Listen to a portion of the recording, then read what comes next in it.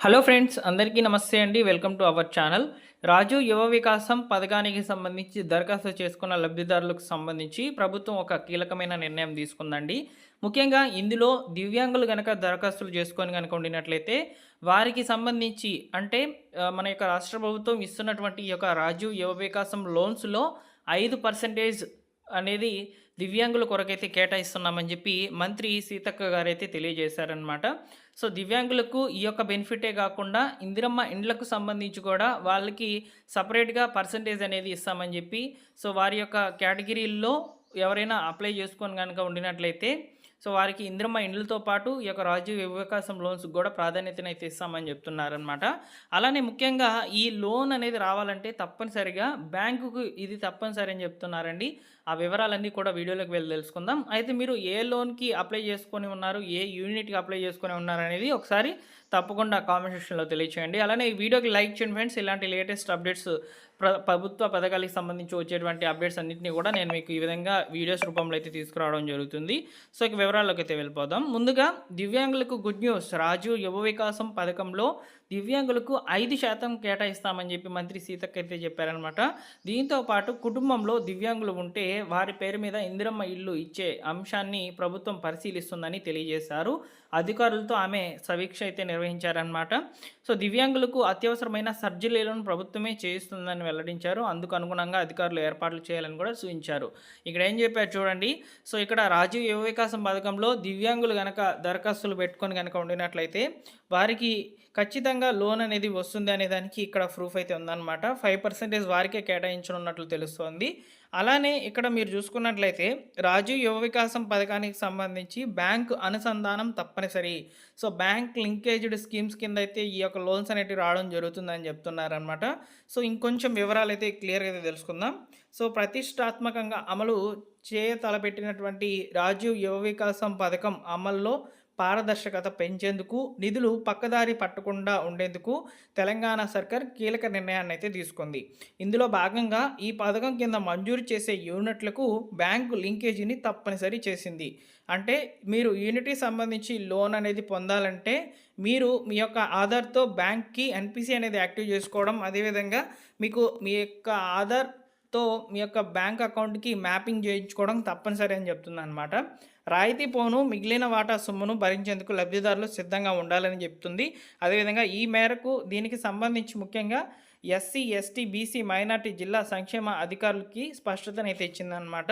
క్షేత్రస్థాయిలో పరిశీలన తర్వాత అర్హుల జాబితాను బ్యాంకర్లకు పంపించి ఆ యూనిట్లకు బ్యాంకు లింకేజీ తప్పనిసరి చేయాలని చెప్పి తెలిపిందనమాట. కాగా ఈ యొక్క రాజీవ్ యువ వికాసం పథకానికి గాను రాష్ట్ర వ్యాప్తంగా ఎస్సీ, ఎస్టీ, బీసీ, మైనార్టీ వర్గాల నుంచి మొత్తం 16.23 లక్షల దరఖాస్తులు అయితే వచ్చాయి. ఇందులో కేటగిరీ 1 కింద రూ. 50,000 విలువైన ఈ యూనిట్‌కు 100% రాయితీ అయితే ఉంటుంది. ఎవరైతే ఫ్రెండ్స్ ఇక్కడ రూ.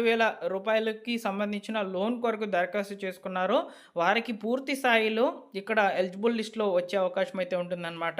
సో, మీరు రూ. 50,000కి అప్లై చేసుకొని గనక ఉండినట్లయితే మీరు అన్ని రకాలుగా ఎలిజిబిలిటీలో గనక వచ్చినట్లయితే ఖచ్చితంగా మీకు లోన్ అనేది శాంక్షన్ కావడం జరుగుతుంది.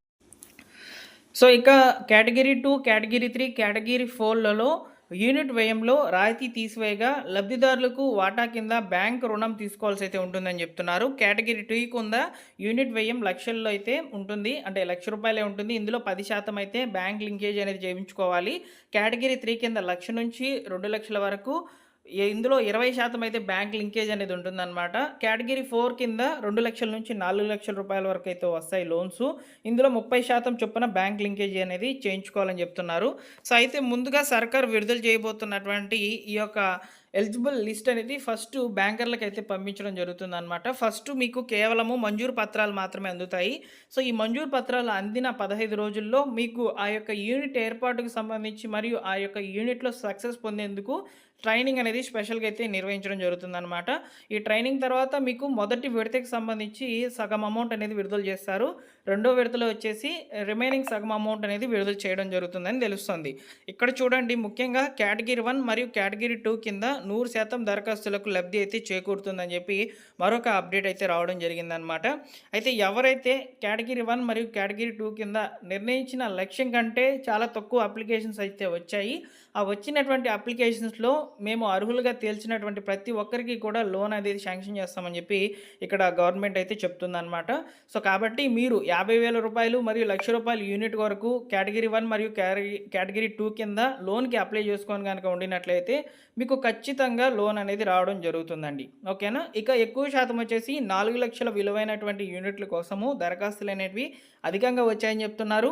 ఇంతవరకు ఆన్‌లైన్‌లో అందినటువంటి దరఖాస్తులో సగానికి సంబంధించి అవసరమైన పత్రాలతో పథకం ఆశావాహులు ప్రజాపాలనా కేంద్రాల్లో అందజేశారు. గ్రామాల్లో వచ్చిన దరఖాస్తులు ఎక్కువగా ఉంటే పట్టణాల్లో తక్కువగా అయితే ఉన్నాయండి ఈ లోన్స్‌కి సంబంధించి. ఈ నేపథ్యంలో ప్రజాపాలనా కేంద్రాల్లో పూర్తి చేసిన దరఖాస్తులు ఇవ్వకున్నా ఆన్‌లైన్‌లో డేటాబేస్ ఆధారంగా క్షేత్రస్థాయి పరిశీలన చేయాలని సంక్షేమ శాఖలు నిర్ణయించాయి. అంటే మీరు ఆన్‌లైన్‌లో వన్స్ అప్లికేషన్ అనేది సబ్మిట్ చేసేసి ఉంటే సరిపోతుంది. సో, చాలామంది కూడా చివరి సమయం వచ్చే సమయానికి ఇక్కడ ఏమైందంటే ఎంపీడీఓ ఆఫీస్‌లో ఈ యొక్క అప్లికేషన్ ఫార్మ్స్ అనేటివి సబ్మిట్ చేయలేకపోయారు. సో, అటువంటి వాళ్ళు ఆన్‌లైన్‌లో అప్లై చేసుకొని గనుక ఉన్నట్లయితే మీకు లోన్ అనేది ఆ యొక్క డేటాబేస్ ఆధారంగా అయితే శాంక్షన్ చేయాలా లేదనేది, అర్హులుగా మిమ్మల్ని తేల్చాలా లేదనేది ఇక్కడ అధికారులు మరియు సంక్షేమ శాఖ అధికారులు అయితే చూసుకుంటారని చెప్తుందనమాట. ఓకేనా? సో, ఇదనమాట రాజీవ్ యువ వికాసం పథకానికి సంబంధించి ప్రస్తుతానికి ఉన్నటువంటి సమాచారము. ఇందులో దివ్యాంగులకు సంబంధించి 5% సెపరేట్ కోటా అయితే ఉంటుందని చెప్తున్నారు కాబట్టి దివ్యాంగులు కనుక అప్లై చేసుకొని కనుక ఉండినట్లయితే మీకు ఇక్కడ ఈ లోన్ అనేది వచ్చే అవకాశం అయితే ఉంటుందని చాలా క్లియర్గా అయితే అర్థమవుతుంది. ఓకేనా? ఈ లోన్స్కి సంబంధించి ఇంకా ఏమైనా అప్డేట్స్ వచ్చినప్పుడు తెలియజేస్తాను. మన ఛానల్ రెగ్యులర్గా ఫాలో అవుతుండండి. అలానే డిస్క్రిప్షన్లో మీకు టెలిగ్రామ్ ఛానల్ యొక్క లింక్ అయితే ఇస్తున్నాను. టెలిగ్రామ్ ఛానల్లో జాయిన్ అవ్వండి friends. Thank you for watching.